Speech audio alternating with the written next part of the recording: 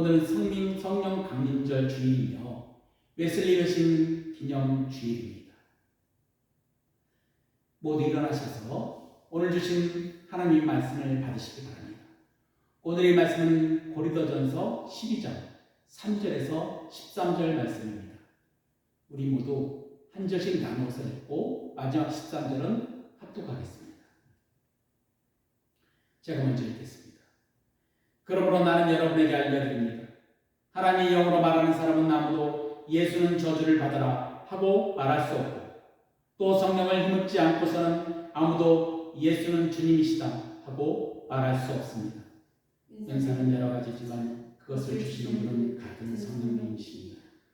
섬기는 일은 여러 가지지만 섬김을 받으시는 분은 같은 주님이십니다. 일의 성과는 여러 가지지만 모든 사람에게서 모든 일을 하시는 분은 같은 하나님이십니다.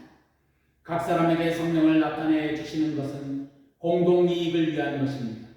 어떤 사람에게는 성령을 통하여 지혜의 말씀을 주시고, 어떤 사람에게는 같은 성령을 따라 지식의 말씀을 주십니다. 어떤 사람에게는 같은 성령으로 믿음을 주시고, 어떤 사람에게는 같은 성령으로 병 고치는 은사를 주십니다. 어떤 사람에게는 기적을 행하는 능력을 주시고, 어떤 사람에게는 예언하는 은사를 주시고, 어떤 사람에게는 영을 분별하는 은사를 주십니다. 어떤 사람에게는 여러 가지 방언을 말하는 은사를 주시고, 어떤 사람에게는 그 방언을 통역하는 은사를 주십니다. 이 모든 일은 한 분이신 같은 성령이 하시며, 그는 원하시는 대로 각 사람에게 은사를 나누어 주십니다. 몸은 하나지만 많은 지체가 있고, 몸의 지체는 많지만 그들이 모두 한 몸이듯이 그리스도도 그러하십니다. 유대에는 우리는 유대 사람이든 그리스 사람이든 종이든지 자유자이든지 모두 한 성령으로 세례를 받아서 한 몸이 되었고, 또 모두 한 성령을 마시게 되었습니다. 아멘. 오늘 주신 주님의 말씀입니다. 곧 앉아주시겠습니다. 할렐루야. 오늘은 여러분은 성령의 사람입니까? 여러분은 성령의 사람입니까? 라는 주제의 말씀으로 나눠보고자 합니다. 여러분, 오늘은 성령 강림절이면서 288주년 웨슬리 회심 기념 주일이기도 합니다. 지금으로부터 288년 전 1738년 5월 24일 저녁, 런던의 한 거리인 올더스 게이트 거리에 쓸쓸히 걷고 있는 한 사내를 발견하게 됩니다. 그의 이름은 요한 웨슬리입니다. 당시에 그는 외적으로는 이 프로필로만 보면 그는 실패자라고 부를 수 없는 사람입니다. 영국의 유명한 옥스퍼드 대학을 졸업하였고, 옥스퍼드에 다닐 때 홀리 클럽이라는 그룹을 만들어서 영적으로 깨어있기를 바랬던, 누구보다도 종교적이며 철저한 신앙을 하려고 몸부림쳤던 사람입니다. 또한 복음의 열정을 가지고 대서양을 건너 미국 조지아의 선교사까지 자처하며 다녀왔지만, 그가 마주한 것은 원주민들의 냉대와 목회의 실패, 그리고 깊은 영적 좌절과 상처뿐이었습니다. 영국으로 돌아온 배 안에서 거친 풍랑을 만나 죽음의 공포에 떨 때 그는 보았습니다. 같은 배에 탄 모라비안 교도의 성도들, 또한 어린아이들까지 두려움 없이 편안하게 찬송을 부르는 모습을 보았는데, 정작 선교사라는 직분을 가진 자기 자신은 죽음 앞에서 믿음 없는 모습처럼 두려움에 떨고 있었던 그 모습을 말이죠. 런던의 밤거리를 걸으며 웨슬리는 스스로 절망적인 질문을 던졌습니다. 나는 다른 사람을 구원하겠다고 바다를 건넜지만 정작 내 영혼은 누가 구원해 준단 말인가? 나는 진정 믿음에 의한 성령의 사람인가? 그러니 그날 밤 그의 영혼은 철저한 실패자였습니다. 그래서 그는 도무지 예배를 드릴 기분이 아니었습니다. 훗날 그의 일기에서 적었듯이 그는 올더스 게이트의 곁에 있는 한 모라비안 교회의 장모임에 매주 매우 마지못해서 발길을 옮겼습니다. 그리고 터벅터벅 걸어가 그 좁은 예배당 뒷자리에 겨우 걸터 앉았습니다. 화려한 조명도 없었고 마음을 울리는 웅장한 음향시설도 없었습니다. 그저 몇몇 사람들이 모여서 나지막한 목소리로 무언가를 읽고 있었습니다. 그때 단상에서 한 사람이 서서 마틴 루터의 로마서 서문의 주석서를 읽기 시작했습니다. 그리스도께서 누구신지이라, 하나님께서 우리들을 부르시고 어떻게 인도하시는 것에 대하여, 또한 사람의 마음에 행하시는 놀라운 변화를 서술하는 문장이 낭독되는 순간이었습니다. 시계바늘은 밤 8시 45분을 가리킬 즈음에 외아내스의 마음속에 무언가 형용할 수 없는 뜨거움이, 따뜻함이 일어났습니다. 웨슬리는 그 순간 그에게 이렇게 기록했습니다. 나는 내 마음이 이상하게 뜨거워지는 것을 느꼈다. 내가 진정으로 그리스도를, 구원을 위해 오직 그리스도만을 의지하고 있다는 사실과 그분께서 진정 나의 죄를, 바로 나의 죄까지도 가져가셨다는 확신이 내게 주어졌다.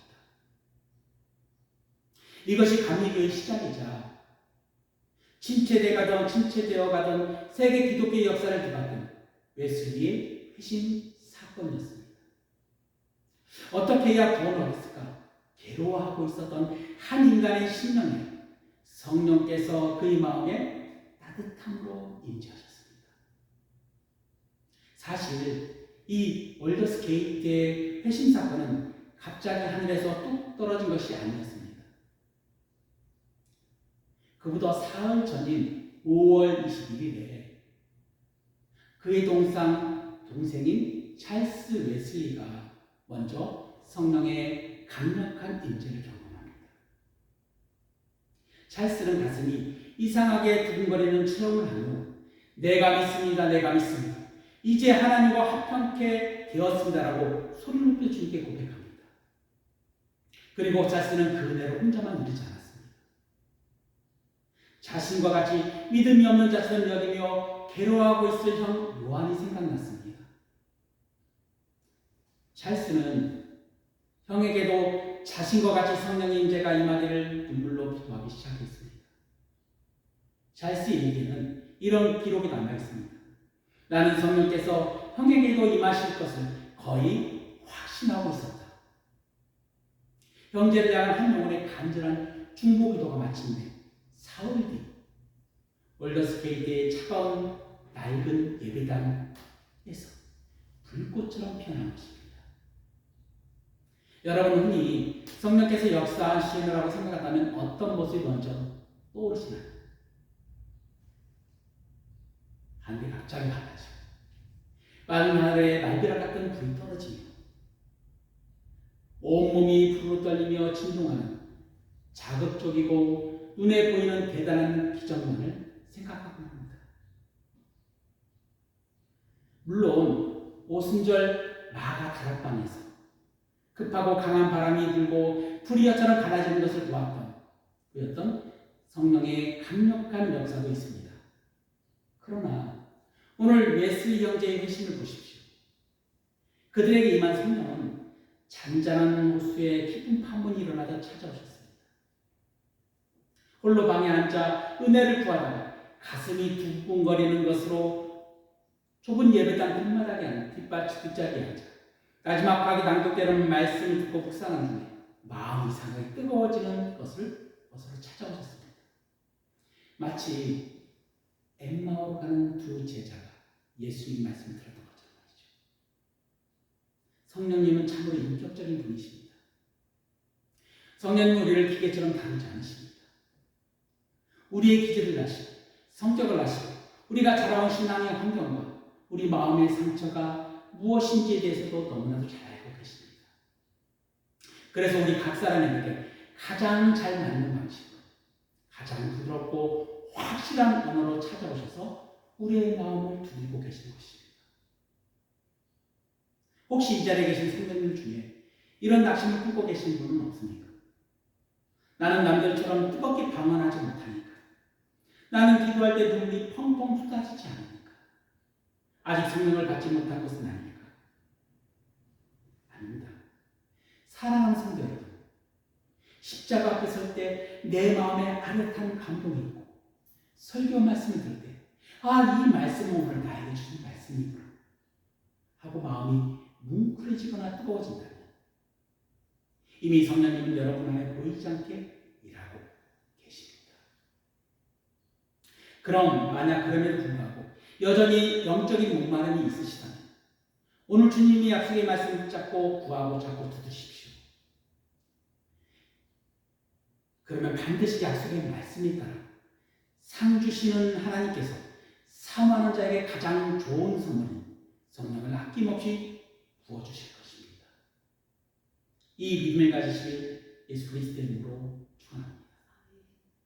이제 우리 시선은 288년 전인 런던에서 다시금 2000년 전 예루살렘의 한 작은 다락방으로 옮겨가 보겠습니다.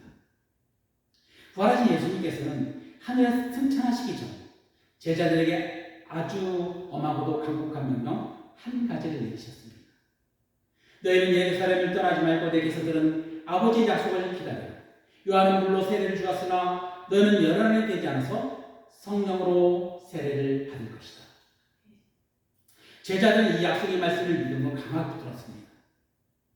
그들이 모인 것은 예수님과 마지막 성만찬을 나누었던 장소, 바로 마가 요한의 집 다락방이었습니다. 약 120명의 성도가 빼곡하게 모여 전심으로 기도하기 시작했습니다. 언제 임할지 모르는 약속이었죠. 오늘일까 내일일까 기약 없는 기다림 속에서 그들의 기도는 식지 않았습니다. 다락방의 안에 영적 열기는 사모함으로 가득 차 금방이라도 터질 것만 같았습니다. 마침내 오순절 날이 밝아왔습니다. 오순절은 유대인들에게 첫 수확의 기쁨을 감사하는 맥주절이죠. 과거 출애굽한 이스라엘 백성들이 시내산에서 하나님의 율법, 즉 말씀의 돌판을 받았던 날입니다. 바로 그 의미가 깊은 날 마침내 하늘의 문이 열렸습니다. 호련히 하늘로부터 급하고 바람 같은 소리가 온 집안을 채우기 시작했습니다. 제자들에게는 마치 불이어처럼 달아지는 것들이 보였고 그 불길이 다락방에 모인 각 사람의 머리 위에 하나씩 머물렀습니다. 그들은 다 성령으로 충만을 받고 성령의 말하심에 따라 다른 언어들로 말하기 시작했습니다. 이 오순절 성령께서 강림하신 사건은 부활하신 예수님의 능력으로 영원히 우리와 함께 하시겠다는 우주적인 선언이었으며 인류 역사상 가장 역동적인 공동체인 교회가 마침내 탄생하는 역사적인 순간이었습니다. 과거 시내산에서 돌판에 새겨진 율법을 받았던 날에 이제는 인간이 마음판에 새 언약의 말씀을 새겨주신 날입니다. 또한 교회는 하나님이 주신 친히 추수하신 거룩한 첫 열매로 세상에 드러났습니다. 그리고 최초의 희년이 선포되었지요. 오늘 이 오순절 사건의 진정한 영적 의미를 깨닫기 위해서는 우리는 구약의 머나먼 과거인 신할 평화로 잠시 들어가 봐야 합니다. 하나님께서 사람의 죄악이 세상에 가득한 것, 그들의 마음으로 생각하는 모든 계획이 항상 악한 뿐임을 보시고 매우 후회하셨습니다. 그리고 홍수로 인간을 세상 심판하셨죠.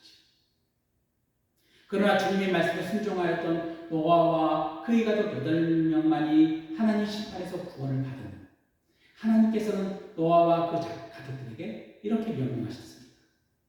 노아와 그 아들에게 복을 주시며 그들에게 이르시되 생육하고 번성하여 땅에 충만하라. 이는 흩어져서 하나님의 통치를 온 세상에 전파라는 뜻이었습니다. 그러나 인간은 그 은혜를 배반하고 다시금 죄를 선택했습니다. 홍수 심판을 경험한 인간이라면 마땅히 회개하고 하나님께로 돌아와야 하지만 타락한 본성은 또다시 분해가기 시작했죠. 그들은 하나님의 심판을 하나님의 은혜가 아닌 자신의 힘으로 방어하겠다고 결심을 합니다. 그리고 신라평야 모여 신이 문이라는 뜻인 바벨, 곧 바벨탑을 쌓기 시작하였죠. 당시에는 온 땅의 언어가 하나였고 말이 하나였습니다. 언어가 하나라는 강력한 무기를 가지고 그들의 외친 소리가 무엇입니까? 자, 탑을 건설하여 그 탑 꼭대기에 하늘에 닿게 하자. 그리고 우리의 이름을 내고 온 지면에 흩어짐을 면하자. 이것이 하나님 향한 정면 도전이었습니다. 하나님의 이름을 높이는 것이 아니라 인간의 힘을 내고자 하여 온 땅에 충만하라는 하나님의 명령을 거부하고 자신들끼리 성벽을 쌓고 뭉쳐 권력을 유지하려고 했습니다. 하나의 언어로 뭉친 인간의 힘은 결국 잔인한 니무롯과 같은 독재와 획일성을 나타냈습니다. 이 하나님께서는 그들의 오만한 탑을 무너뜨리시고 그들을 서로 소통하지 못하도록 언어를 혼잡하게 하셔서 흩으셨습니다. 온신이 흩으셨지요. 언어의 단절. 그것은 죄가 가져온 뼈아픈 저주이자 분열이 시작이었습니다. 여러분, 이 바벨탑의 이 사건이 이 수천 년 전의 성경 속에서만 존재하는 옛 이야기일까요? 놀랍게도 이 회기성을 강요하는 제국의 언어와 바벨탑의 저주는 우리가 살아가고 있는 오늘날 2026년도 이 시대에 더욱 정교하고 차가운 모습으로 다시 등장하고 있습니다. 지금 이 시대를 살아가는 사람들은 이 시대를 초연결 시대 또는 보편적 소통 시대라고 부릅니다. 스마트폰 클릭 한 번이면 지구 반대편에 있는 사람들의 글과 사진들을 실시간으로 공유를 하죠. 인스타그램, 유튜브, 블로그, 수많은 SNS 매체가 우리의 일상을 가득 채우고 있습니다. 번역기 기술은 날로 발전하여 이제는 다른 나라의 언어도 실시간으로 대화가 가능하죠. 인류 역사상 지금처럼 인간의 소통의 도구를 많이 가졌던 적은 없습니다. 겉보기에는 언어와 기술이 하나로 통일된 것 같습니다. 그러나 여러분, 정말 우리는 소통하고 있을까요? 수많은 대화와 댓글이 초단위로 오고 가지만 정작 현대인의 마음은 그 어느 때보다도 더 소외되고 지독한 공허에 시달리고 있습니다. 언어는 서로의 마음을 연결하는 다리가 되어야 하는데 요즘 시대의 언어는 오히려 서로가 서로를 가두고 배척하는 차가운 벽이 되어버렸습니다. 단지 내 생각이 옳다는 것을 증명하기 위하여 혹은 내 편이 아니다라는 이유로 상대를 난도질하는 날카로운 칼날이 되어버린 것이죠. 수천 명의 온라인 친구 속에서도 철저히 외로운 섬처럼 갇혀버린 불일치 시대. 이것이 바로 현대판 바벨탑의 저주가 아니고 무엇이겠습니까? 바로 이 절망의 자리에서 오순절 마가 다락방의 사건을 다시 한번 바라보십시오. 성령이 임하셨을 때 하나님께서는 제자들의 언어를 다시 옛날의 바벨탑 이전처럼 하나로 해결화시키지 않으셨습니다. 만약 제자들이 다 함께 갑자기 그 당시 제국어인 라틴어나 헬라어 같은 하나로 언어로 통일되어 말했다면 그것은 또 다른 제국의 언어였을 것입니다. 그러나 성령님은 그렇게 하지 않으셨습니다. 제자들은 각기 다른 지방언어, 즉 다양성의 언어로 말하기 시작했습니다. 세계 각국에서 모여든 유대인들, 디아스포라인들이 놀란 이유가 무엇입니까? 저 무식한 갈릴리 촌사람들의 입에서 자신들이 태어나고 자란 로마나 애굽, 소아시아, 리비아, 그레데, 아라비아의 고유한 언어가 흘러나왔다는 것이죠. 성령님은 우리의 다름을 지으시는 분이 아닙니다. 성령님은 강압적인 언어로 우리를 찍어 누르시는 분이 누르지 않으십니다. 오히려 우리 각 사람에게 주신 고유의 의사와 기질, 배경이라는 그 다름의 언어를 그대로 사용하십니다. 그러나 거기서 일어난 진짜 기적은 무엇입니까? 그 수많은 다양한 언어 속에서 오직 하나님이 크신 일, 즉 예수 그리스도의 복음이라는 하나님의 통일된 진리가 선포되었다는 사실입니다. 바벨탑의 저주가 성령의 임재 안에서 마침내 치유되는 순간이었습니다. 서로 알아들을 수 없는 벽을 쌓았던 인간들이 성령 안에서 서로의 다름을 인정하며 복음으로 하나가 되는 소통의 공동체, 바로 교회가 세워진 것이죠. 오늘 본문 직전인 고린도 전서 11장에서 사도 바울은 주님의 성찬을 언급했습니다. 주님께서는 떡을 떼시고 잔을 주시며 이것은 너희를 위하여 내 몸과 피니 나를 기념하라 말씀하셨습니다. 그리고 바울은 이 떡을 먹고 잔을 마실 때마다 주의 죽으심을 그가 오실 때까지 전하는 것이라고 선언했습니다. 이것이 우리들의 산소망된 것이죠. 우리는 늘 공동체 안에서 다름과 틀림의 문제로 갈등을 합니다. 지난주에 말씀드렸습니다. 이 다름은 하나님의 창조적인 신비입니다. 우리 각자의 기질과 성격, 은사는 틀린 것이 아니라 다른 것입니다. 이 다름은 그리스도의 사랑 안에서 서로가 용납하고 감싸 안아줄 때 우리는 성찬을 통해 주님과 한 몸을 이루는 진정한 그리스도인 공동체가 됩니다. 반면 틀림은 무엇입니까? 내 중심적 사고방식으로 상대를 판단하고 배제하고 격려하여 결국 주님의 교회를 분열시키는 죄를 낳습니다. 성령의 사랑은 바로 이 다름의 지체들이 성찬을 통해 주님과 온전한 한 몸이 되었음을 믿음으로 선언하는 사람들입니다. 서로 다른 우리가 성령 안에서 하나가 되는 것, 그것이 바로 하나님께서 이 땅 가운데 이루시고자 하는 궁극적인 목표입니다. 그리고 10장에 들어가서 아주 중요한 두 단어를 우리에게 소개시켜 주십니다. 그것이 바로 우리가 잘 알고 있는 푸뉴마티카와 카리스마타, 이 성령의 은사들이라는 단어입니다. 우리는 흔히 세상에서 저 사람은 카리스마가 있어 라고 말할 때 누군가를 압도하는 강력한 눈빛이나 사람을 휘어잡는 독대적인 리더십을 떠올리곤 합니다.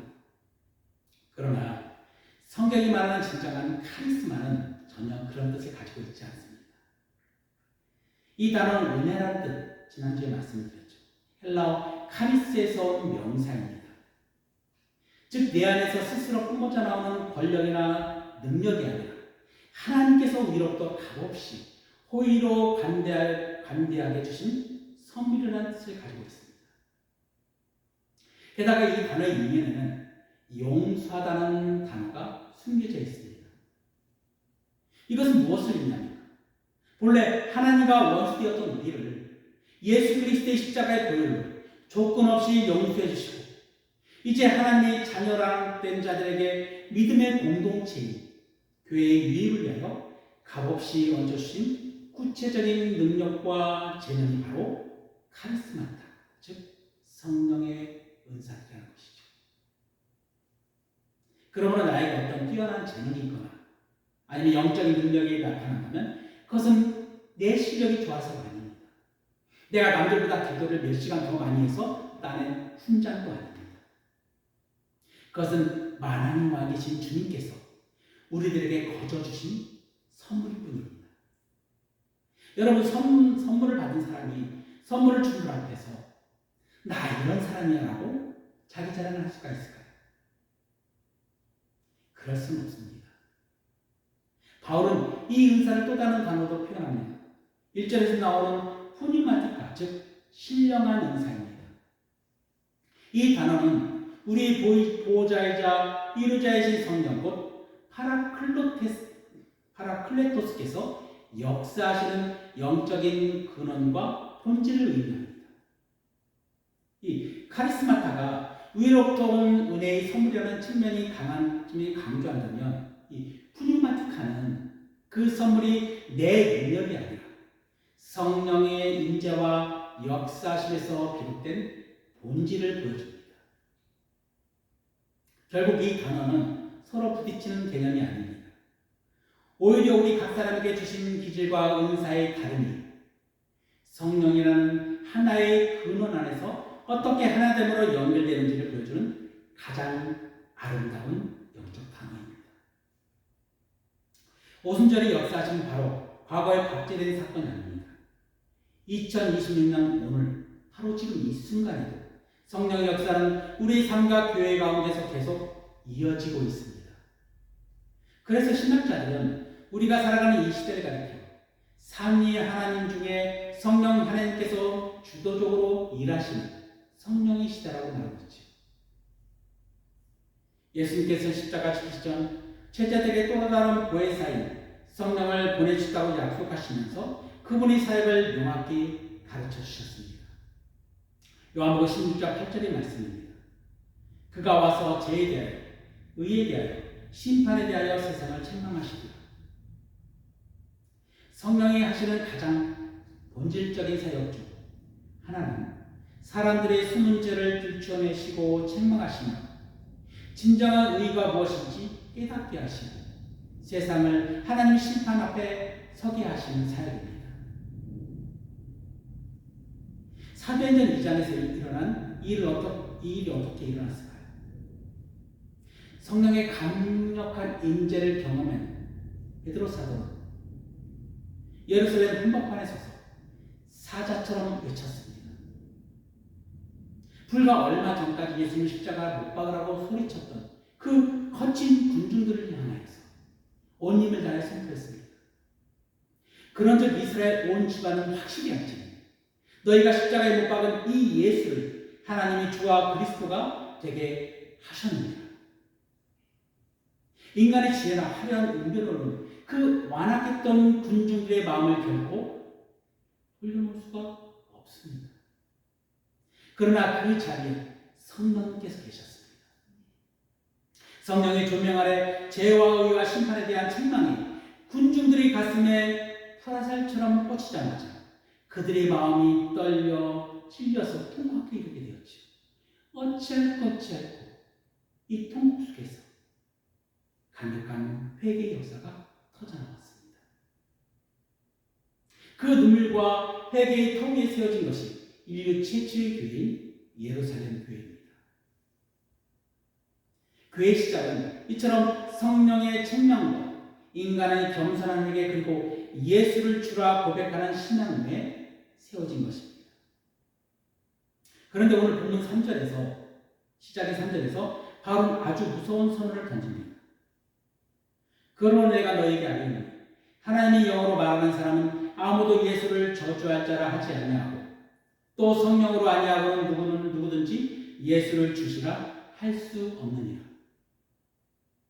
왜 이 말씀이 고린도 교회를 향해 선포되었을까요? 당시 고린도 교회 교인들은 하나님이 주신 은사라는 이 다름을 가지고 서로를 향해 너는 틀렸어, 내 은사는 가짜라고 정죄하고 서로가 판단했습니다. 영적인 은사를 행한다고 하면서 정작 마음에는 미움과 저주를 품고 있었던 것이죠. 분열과 다툼으로 얼룩진 마음을 그대로 품은 채 성찬식에서 떡과 잔을 먹고 마셨습니다. 그래서 사도 바울은 앞서 11장 28절에 사람이 자기를 살피고 그 후에야 이 떡을 먹으라. 주의 몸을 분별하지 못하고 먹고 마시는 자는 자기의 죄를 먹고 마시는 것이라고 경고한 후에 곧바로 12장에서 신령한 것을 제대로 분별하고 가르치고 있는 것이죠. 바로 한대일을 말씀하고 있는 것입니다. 여러분, 신령한 지혜와 영적인 분별력은 인간의 생각이나 세상의 학문적 깊이로 얻을 수 있는 것은 결코 아닙니다. 오직 성령의 사람으로서 성령의 조명 아래 가르침을 받은 자만이 하늘에 속한 비밀을 깨닫게 됩니다. 왜냐하면 성령님만이 하늘의 신비한 지혜를 우리들이 인간이 이해할 수 있는 언어로 적절히 결합하셔서 하나님의 능력을 나타내시기 때문입니다. 그리고서 그 성령의 조명 아래 있는 사람들만이 비로소 마음의 중심으로부터 예수님을 퀴리오스, 곧 주님, 나의 절대적인 주권자라고 고백하는 것이죠. 교회의 중심은 오직 예수 그리스도 한 분뿐이십니다.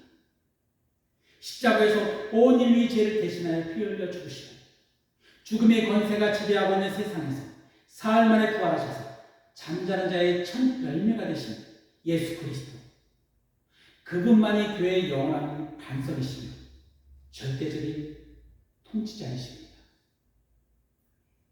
성령은 오늘도 우리 안에 찾아오셔서 예수님이 나의 진짜 주님이심을 도장을 찍듯 확정시켜 주십니다. 그래서 우리 모두는 구원의 날까지 주님의 인침을 받은 자들이 되었던 것이죠. 이 확신을 통해 우리들에게 믿음이라는 위대한 선물이 주어지고 그 믿음을 가진 성령의 사람들은 마침내 주님의 말씀 앞에 순종과 충성이라는 열매를 맺게 되었습니다. 그래서 맡은 자에게 구할 것은 충성이라는 말뿐이죠. 성령님께서는 교회를 온전히 세우기 위해 우리들에게 신령한 은사를 주십니다. 이 은사들은 철저히 예수 그리스도의 영광을 드러내고 그분의 몸인 교회의 초점을 맞추도록 설계되어 있습니다. 결코 은사는 개인들의 힘을 과시하거나 권위를 세우도록 두지 않습니다. 오히려 예수 그리스도의 성품인 온유와 겸손을 통해 그 은사의 진짜 권위가 드러내집니다. 그래야 거룩한 교회의 지체들은 한 몸된 부활의 공동체로 세워져 가게 만들어 가시는 것이죠. 이 하나된 부활의 공동체는 성령의 신령한 인도를 통해 능력과 생명을 공급받아 마침내 마지막 날 영적인 몸, 즉 소마 푸니마티콘, 신령한 몸을 입고 부활의 세계에서 완벽한 조화를 이루며 완성될 것입니다. 본문 4절에서 6절까지의 말씀을 잠시 한번 들어보겠습니다.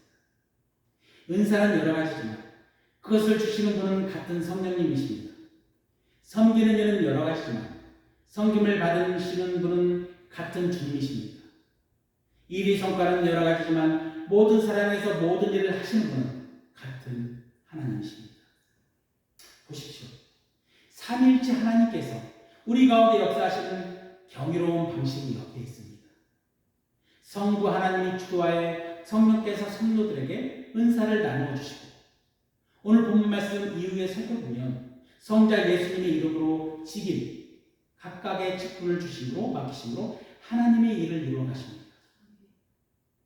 이 완전한 삼일체의 동역을 통해 마침내 교회 안에 신령한 일들이 일어나기 시작합니다.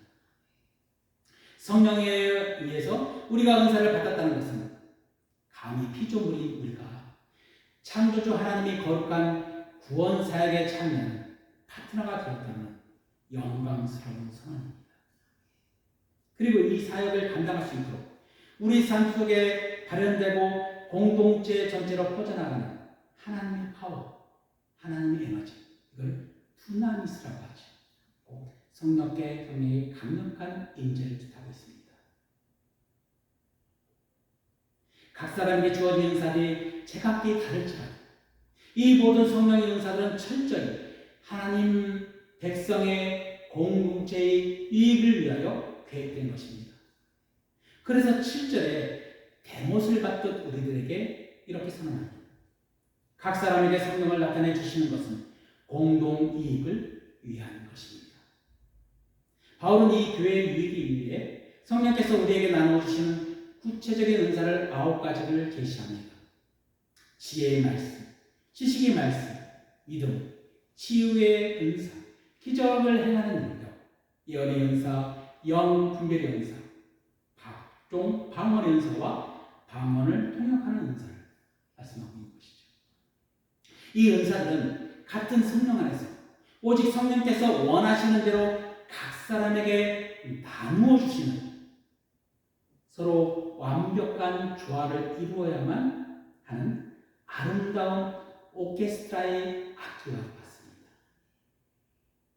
단언컨대 이 자리에 계신 그리스도인 중에 은사를 받지 않는 사람은 단 한 사람도 없습니다. 예수님을 구주로 고백하는 모든 자의 심령 위에 성령께서 심어주신 고유한 하늘의 선물이 들려 있습니다.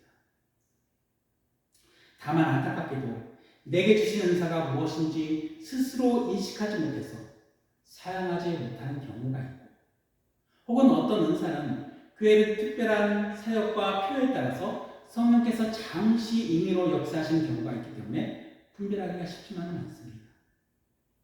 사실 고백하자면 말씀을 전하는 제 자신도 참 부럽고 연약한 고백이 있습니다.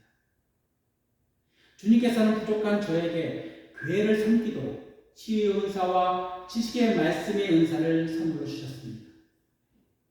그러나 목회를 하면서 이 은사들을 주님의 뜻대로 온전히 드러내고 사용하는 것에는 늘 두려움이 앞서고 수많은 영적 갈등과 어려움이 따르기도 합니다. 혹시 내 욕심이 섞이지 않을까? 내가 교만해지지 않을까? 늘 깨어 분별해야만 하기 때문에 그렇습니다. 아마 여러분들도 각자의 삶의 자리에서 내게 주신 은사를 다루나 이와 비슷한 고민을 하고 계실 것입니다. 그러나 여러분, 낙심하지 마십시오. 이 은사들은 과거에 딱 한 번 주어지고 끝나는 것이 아닙니다. 성경 원어에서 은사를 나누어 주신다고 할 때 이 사용된 주신다의 헬라어가 디아이룬이라는 헬라어입니다. 현재 분사형태로 쓰여졌습니다. 즉, 이것은 문법적으로 지금도 끊임없이 지속적으로 새롭게 공급해 주신다는 뜻입니다.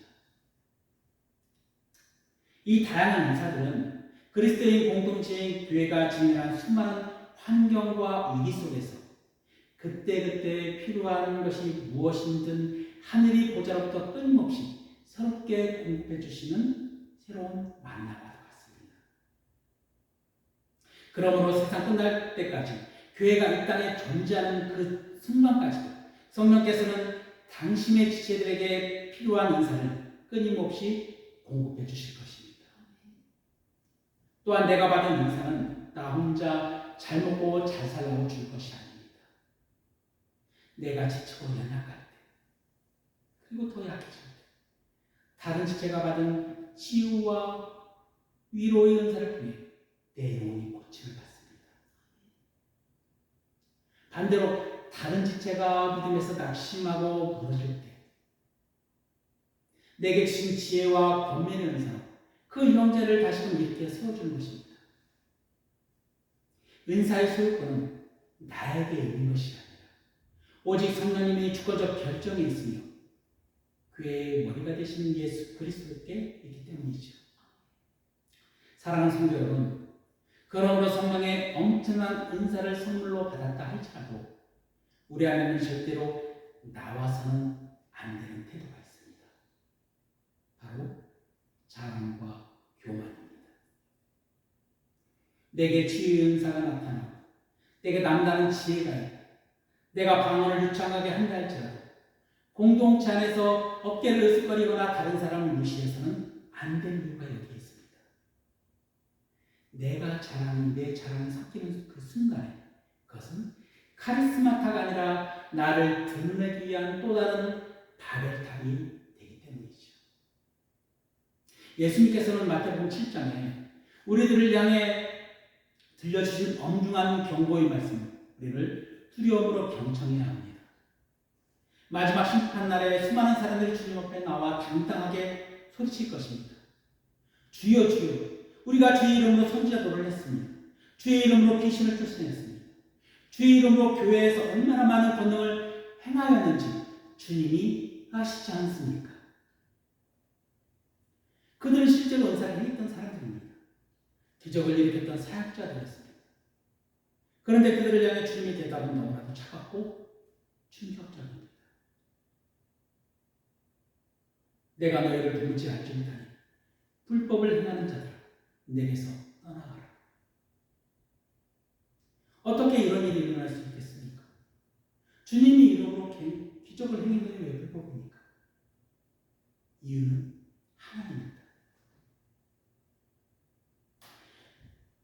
그들은 성령의 은사를 받기는 하였으나 그것을 하나님의 영광 또는 교회의 유익을 위해 사용하지 않았기 때문입니다.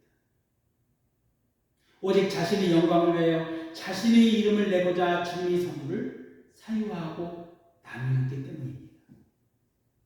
은사는 훌륭했으나 그들의 삶의 방식은 철저히 자기를 향해 있었기 때문에 주님은 그들을 불법을 행하는 자라고 부르며 외면하셨습니다. 그러므로 은사가 강할수록 우리의 무릎은 더 낮아져야 하며 능력이 나타날수록 오직 예수 그리스도의 십자가 뒤로 우리는 숨어야만 합니다. 바로 바울은 오늘 말씀의 결론 부분이 12절과 13절에서 교회의 위대한 정체성을 시각적인 언어로 선포합니다. 몸은 하나인데 많은 지체가 있고 몸이 지체가 많으나 한 몸과 같이 그리스도도 그러하니라. 우리가 유대인이나 헬라인이나 종이나 자유인이나 다 성령으로 세례를 받아 한 몸이 되었고 또 다 한 성령을 마시게 하였느니라. 예수님께 십자가 지기 전에 아버지를 향해 눈물로 간구했던 대제사장의 기도의 핵심이 무엇이었습니까? 지난주에 말씀했죠.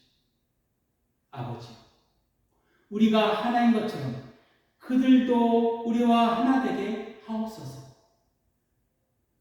주님의 그 눈물의 기도의 응답으로 이 땅에 세워진 것이 바로 삼위일체 하나님을 담은 교회입니다. 하나님께서는 교회를 온전히 세우시기 위해 우리 각 지체에게 서로 다른 은사들을 선물로 나눠주셨습니다. 그리고 이 다름의 은사들이 하나님 뜻대로 서로를 위하여 온전히 사용되어질 때 비로소 하나님이 살아계신 영광만이 교회에 가득할 것입니다. 성도 여러분, 말씀을 마치겠습니다.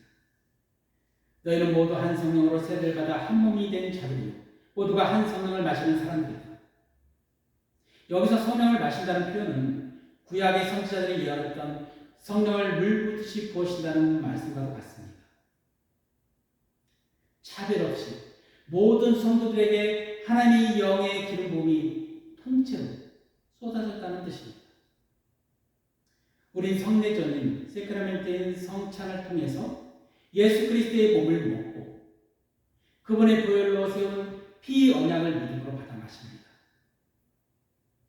이 예식을 통해 우리는 옛자는 예수님과 십자가에서 함께 죽었고 이제는 예수님과 함께 새로운 피조물로 부활했음을 온천에 고백하지. 우리가 성령 세례를 받았다는 것은 이제 영광스러운 그리스도의 몸이라는 한 몸된 신비에 참여하게 되었음을 의미합니다. 예수 그리스도의 한 몸된 교회는 이 세상에 왜 존재를 할까요? 지체들에게 군림하기 위해서가 아닙니다. 세상의 권력을 지니기 위해서도 아닙니다. 교회는 오직 섬기기 위해서 존재합니다. 이것은 바로 주님이 우리를 부르신 거룩한 소명입니다. 우리가 이 부르심에 온전히 순종하여 내 은사를 가지고 이웃을 섬기기 시작할 때 놀라운 기적이 일어납니다. 우리 안에 있는 모든 차별과 장벽이 소멸되기 시작합니다. 유대인이나 헬라인이나 종이나 자유인이나 배운 자나 못 배운 자나 자산이 많은 자나 적은 자나 성령 안에서 성님의 자리로 내려갈 때 세상의 모든 차별과 장벽은 떨어져 나갑니다. 내 은사를 내뿜던 추악한 자랑과 교만은 떠나가고 은사가 없다고 기죽어 있던 낮은 자존감과 낙심도 사라집니다. 오직 우리를 위해 목숨을 내어주신 예수 그리스도 한 분만을 자랑하는 거룩한 공동체만 남게 됩니다. 성령께서 우리에게 주신 카리스마타는 관념적인 신학 이론이 아닙니다. 그것은 우리 삶의 가장 실제적이고 내 손과 발의 희생을 요구하는 가장 일상적이고 낯선 곳을 향한 섬김 속에서 사용되어지는 주님의 능력입니다. 우리의 주인이신 예수님은 무엇을 위해 이 땅에 오셨습니까? 인자가 온 것은 섬김을 받으러 온 것이 아니라 도리어 섬기려 하고 자기 목숨을 많은 사람의 대성물로 주려 하니라. 주님이 이 섬김을 위해 이 땅에 오셨고 지금도 성령님으로 우리 안에 임하고 계십니다. 사랑하는 성도 여러분, 이것이 바로 그리스도의 몸된 교회가 존재하는 유일한 방식입니다. 나의 길과 다르고 성향의 다른 지체들을 보며 틀렸다고 손가락질하는 옛 구슬을 이제 십자가 앞에 다 묻어버리십시오. 내게 주신 은사가 무엇이든, 그것이 지혜의 말씀이든 보이지 않는 눈물이 기도이든 따뜻한 부재의 손길이든 주님의 몸된 교회를 위해 오직 하나님 영광만을 위해 아낌없이 사용하십시오. 그래야 우리에게 주신 수많은 다름의 은사들이 성령의 하나 되게 하시는 띠 안에서 아름답게 어우러져 예수의 교회가 이 마지막 시대에 하나님께서 가장 기뻐하시는 사랑의 공동체, 부활의 증인된 공동체로 든든히 자라나게 되시길 예수 그리스도의 이름으로 간절히 축원합니다. 성도 여러분, 오늘 주신 말씀을 기억하며 다 함께 통성으로 기도하기를 바랍니다.